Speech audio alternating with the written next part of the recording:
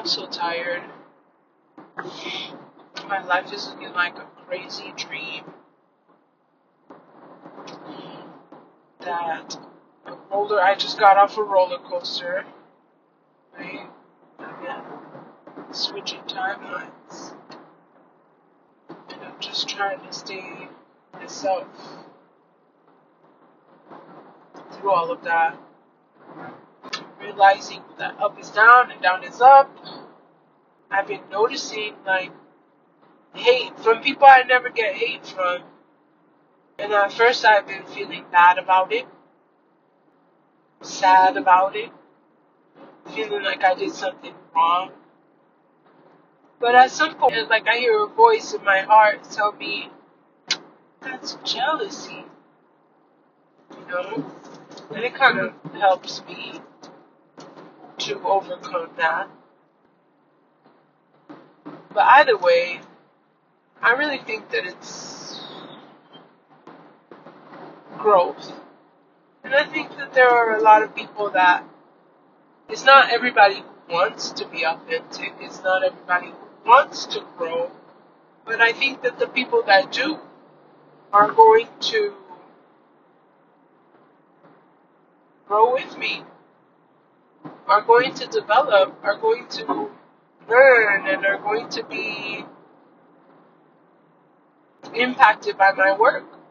And the people that aren't will stand against it, plain and simple. So let's talk about how we might be able to deal with jealousy or haters. How to deal with haters. I'm going to start by saying that if you have haters, congratulations to you. If your name is being spoken in places, if you have people wondering about what you're doing, congratulations to you. That means that you're up to something. Because no one's talking about people that aren't doing anything. I'll tell you how that conversation goes. How's so-and-so? Oh, same old, same old. She still work at that place? Yep. Oh my gosh, that's cool. I had a friend that worked at that place. Yeah, cool. You know who I always wonder about? Next topic. Alright? But when you have people that are sitting on your back talking about what you're doing, that means you're doing something. You're doing something right. Alright? You're making a name for yourself. The more you do in your life, the more you accomplish in your life, the longer that conversation's going to be about you. So congratulations. That being said, it can be difficult to deal with people that, especially when it's close. When it's far, it's fine. You don't even see it, at least in my opinion. And I've insulated myself from gossip, so I won't even hear it. I won't even know what is being said about me on the chats. I don't even know. It is not of my concern. It speaks to the people that are on those chats.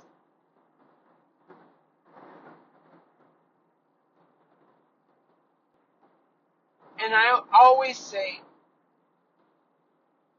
when men get around and talk bad about women for the decisions that they've made in life, knowing full well that some men are out here playing games, leading women on, letting them believe what they want to believe in the interest of getting some, in the interest of not being alone. When men sit around and slut shame women and talk bad about women, those men, they don't love women. They don't even like women. They love men. They're just with women for necessity.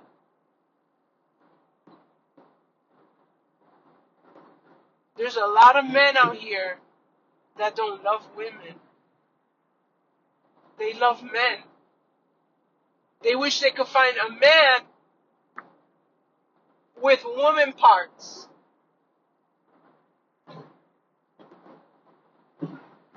Because that's what they're looking for. If you can't accept a woman for her softness, for her femininity, for her naivety, then you don't love women.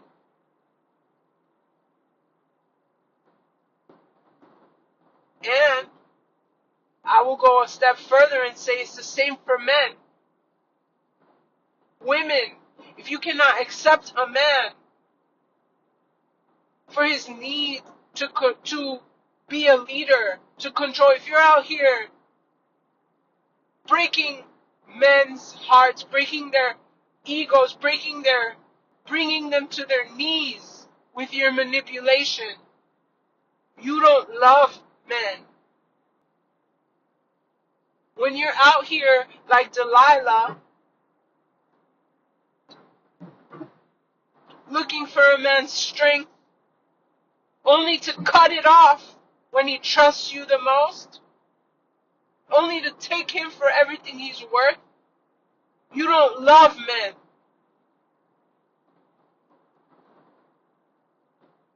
You don't love men. You want to be a man.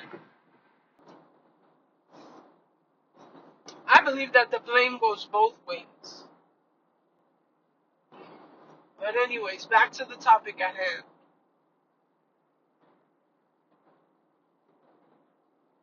Haters. How do you deal with haters? Number one, don't stoop to their level. They're mad at you. You need to show them, alright, cool, but I'm not mad at you. I got nothing to be upset at. I'm too good to be mad at you. Bye. See you later. Anyways, I got someplace to be. I don't have time. I heard somebody on YouTube who was talking, and he kept saying, I am not available. I wish I knew his name. I would cite it here. But he kept saying, I don't have time. I'm not open to that kind of emotions. I'm not open to reacting to my emotions right now. I'm not open to that. And I thought that was an interesting perspective. Because while I think that is innately a masculine trait, I think that the existence of masculinity in every woman is a reality. Just like the existence of femininity in every man is a reality. Right? And some people strive to be on one end. Some men strive to be more masculine. Some women strive to be more masculine. Some men strive to be more feminine. Some women strive to be more feminine. Dominantly feminine. And I think some people strive to be in the middle. But either way, this man was saying, I don't have time. I don't have space. I'm not open to reacting on my emotions. But what was interesting about what he said when he was using when he would use his examples to illustrate the point, was that he's putting time between himself, between an action, something that causes emotion in him, and his reaction. And that, my friend, is something we could all learn from. That hit me hard. Like, oh, so that's what y'all mean when you're talking about emotional intelligence. Putting distance between when something hits you in the gut and fire. As a Sagittarius, fire fills my body. The feeling of a fire, which causes reaction. And then the actual reaction. And me reacting. When you put time in between it, you give yourself an opportunity to reassess, to assess from a lower level of anger, or from your thoughts come from a lower chakra, if you want to call it that way. But what I see it as is, hot head, cool womb. Hot head. If I'm thinking out of my head, I'm spitballing, I'm going 100 miles an hour, I'm pop, pop, pop, like, not anxious, but really quick. But when you grow something in your womb or your roots, when you're down here, it flows like water. It takes 9 months to create a baby in that space.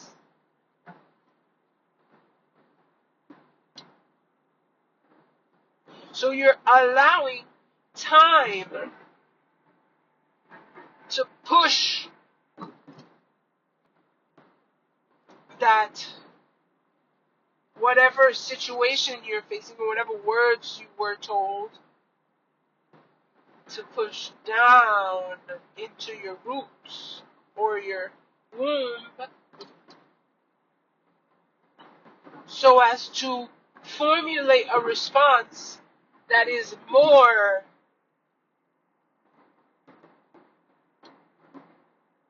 complete, more clear, more of what you intended to say. You see, you don't know what you don't know. It's that simple. Until the moment you do.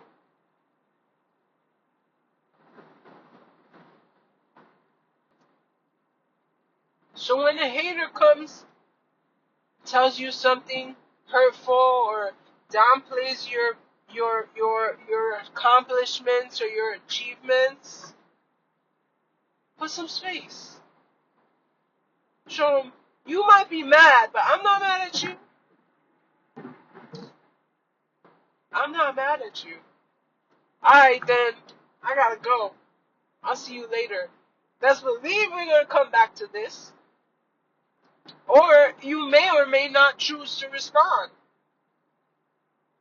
Let time tell though. Don't respond on the spot. Because guess what? If you have haters, that means you're doing something right. And if you're doing something right, that means you got something to lose. And if you got something to lose, there is nothing that you can handle better with your 2 fists that a lawyer can handle for you. Nothing. So sit on the feelings, alright? Take a second. Is all I'm saying.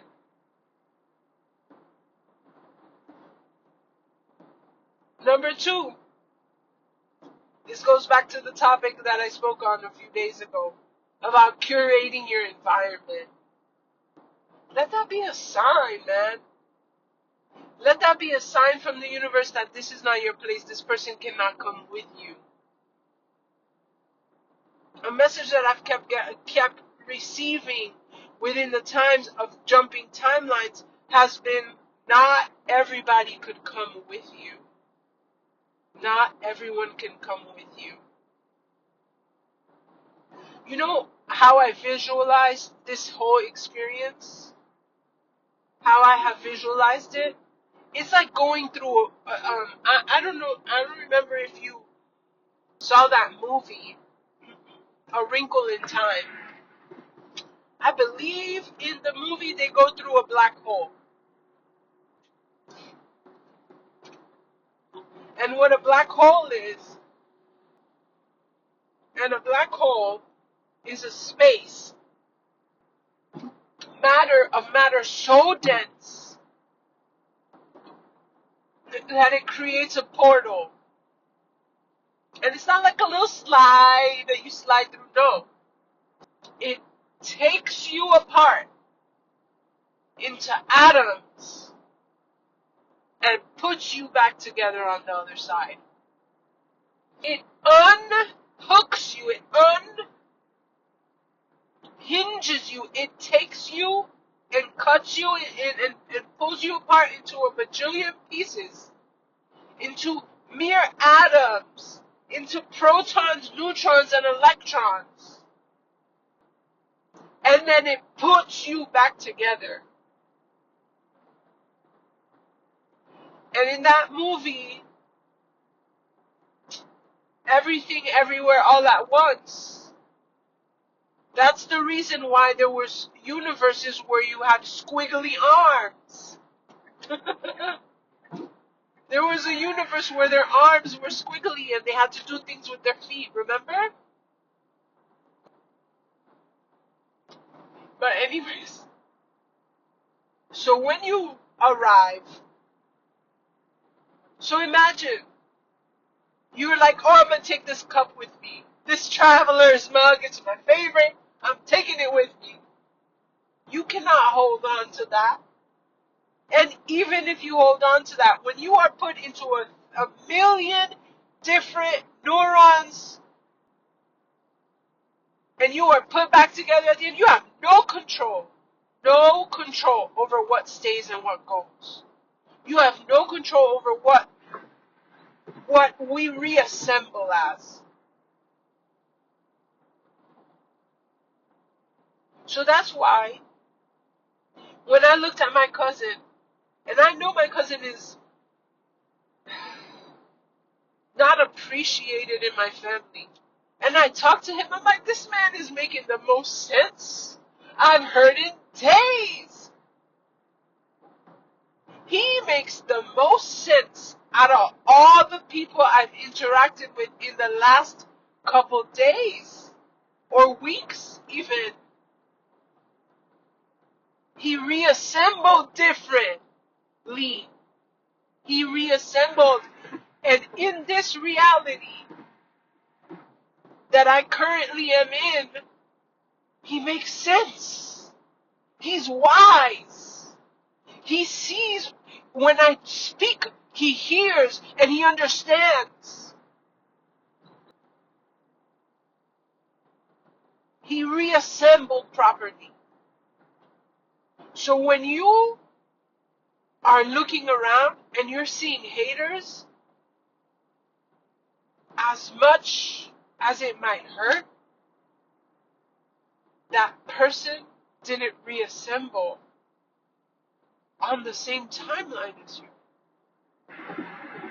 It's not their fault. It's not your fault. We all went through the portal. What we come out as isn't our fault. Has nothing to do with us. It has everything to do with whether or not we were ready. Okay? I've been dealing with a particular person in my life who leads through manipulation. This particular person speaks in manipulation. Their language of choice is to pull your strings, to work your emotions, to manipulate others into thinking and doing without them ever asking.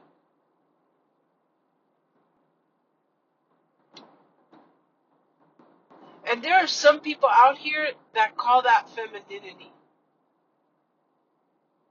And maybe it is. I don't know. I'm not the expert. Because as far as I know, I'm probably in the middle between feminine and masculine.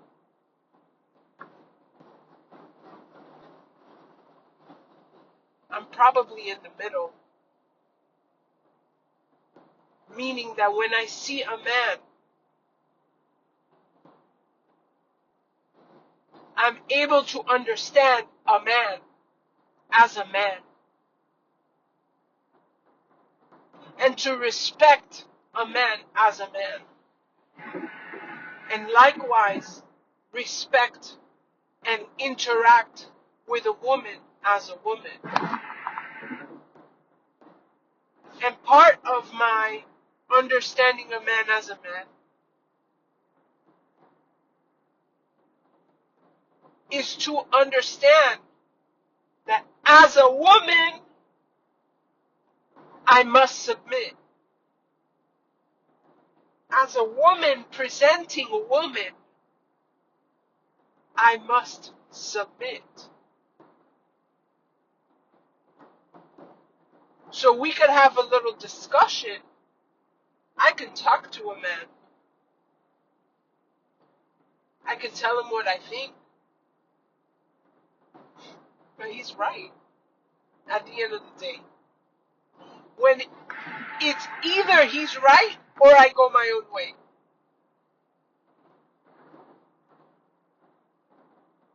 To me, that's femininity. That is femininity. We're going to sit out here. We're going to have a conversation. A man is going to say, I think logically this is the best decision. Let's think through this. This is the best decision. A woman will say, yes, that I feel this and this. Have you considered? Man considers, and man makes executive decision. Now, woman has a choice. Either I stay and participate, either I stay and I participate, and I give my all, and I pray, and I fast, and I prepare, and I cook, and I do whatever I have to do to make the dream work, or I go back in the wild. It's that simple. So when you're choosing a man, choose wisely. If you are of the probably 1% of the world that has the opportunity to choose a man, yes, I said what I said. Because if you're poor, if you're worried about how you're going to put food on the table, if you're worried about a certain things, you're not choosing a man. You're going with what you got. You're going with what you got. If that's the neighbor's boy across the street, he's dumb, but he's a hard worker. He's a cheater, but you know what? His family has a business. Let's be realistic for a second. If you have that choice, you're the 1% already. Let's be honest with ourselves. Anyways, back to the haters. They have reassembled in your timeline in a way that does not correspond with who you are. They're speaking English, you're speaking Latin. You're speaking English, they're speaking Spanish. You cannot relate. You cannot understand each other, so you just need to curate your environment. Make sure that you keep boundaries on those people. That advice isn't where I'm going. They aren't where I'm going. So let it be. Curate your environment. What that means as well is when you say I have a problem. For example, this morning, today in my own physical life, my real life, I had a situation where I told my cousin, I've been wondering what's the difference between an investment fund and an investment bank. I said, what's the difference between that? Am I going to ask my cousin who's a mechanic? Or am I going to ask my cousin who's a banker? Am I going to ask the banker? I'm going to ask the banker. I saw him, I said, hey, I've been looking for somebody to ask this question to. What's the answer? And he told me. He explained it to me. I asked questions. We talked about it. There's certain people I'm not going to ask this question to. Because what are they going to know about it? What are they going to know about it? Now I could possibly go and check my answer. But what are they going to know about it in reality? You understand? This is, to me, the way that, what it means to curate your environment. It doesn't necessarily mean that you need to cut people out. Take them out. You don't need to cut haters out. First of all, because they're there to learn. Because hopefully next time that we go through a black hole, or we go through a situation, or there's growth to be had, they can come up. And they can be like, man, I missed you so much. I'm so glad you're here. You never know what it could be that you said that woke them up out of their slumber. Because guess what? It's somebody that woke me up. Somebody woke me up. That's how I'm here. So why wouldn't I do that for another? You know? So haters, a third way to deal with haters, so you got to know what people to put on what table, to put in what area. You got to know who's going to be outside meeting you at the corner store and who's going to be in your house, in your most intimate of spaces, with the ideals that have not completely formed yet. Who can you trust with the goo of your future?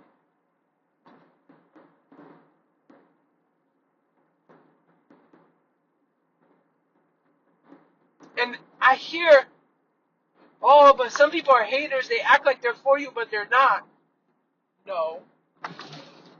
No. I will refer you back to the verses of Jay-Z in the Carter's album, in which he says, how you rich when the people that's next to you are not rich? How are you rich when you're the only one in your circle that's rich and not the people next to you? You are the only rich person in the people next to you. You paying for everybody. That's not rich. You don't have a team. You cannot come up by yourself. You shouldn't. Because when you come up by yourself, nobody got your back. How are you going to know? You know how I know who I could trust? Because when I eat, you eat. And when you eat, I eat. And if we understand that about each other, even if I'm the one feeding you for 20 years, the minute you eat, I get mine. Even if it's small. And that's why it's important to show up for people, to do things for people, to love on people, to actually be a part of people's lives. For good or for bad, be a part of their life. Do for them what they need you to do for them when they need you to do it for them. You know why?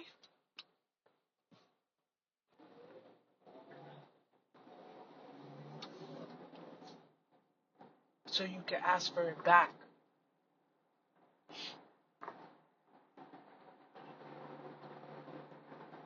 The other thing is grace, man.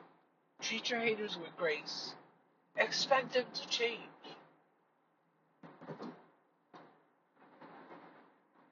Expect them to change. Hope for them to change. Manifest their own healing and change.